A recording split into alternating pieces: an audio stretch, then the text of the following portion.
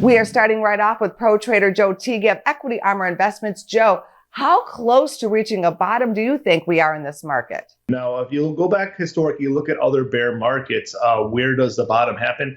Usually it happens when valuations get overshot to the downside. We're not quite there yet. Valuations have come in significantly since the start of the year when they maybe were overshot to the upside. But if you look at the S&P 500, we still got a long ways to the downside. If you look back at 2008, 2011, where the lows were when valuations were at 20, it could get as low as 15 or lower. And if you look at the NASDAQ, if you look at the same periods when valuations got depressed, they were down at 20 or below. We're still at 37 in the price to earnings ratio for the NASDAQ on a whole. So there's potentially a lot more downside if indeed we are going to be heading into a recession or an economic slowdown. What's your expectation for volume and trading as we get close to that holiday weekend? Yeah, it's interesting to watch this Memorial Day holiday.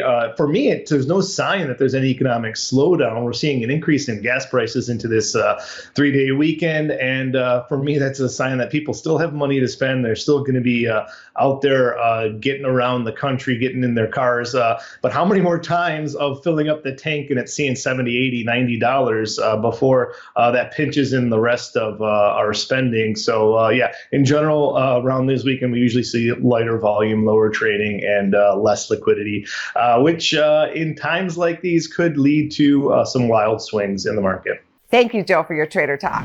Thanks for having me. Go to businessfirstam.com for where to see our show on TV.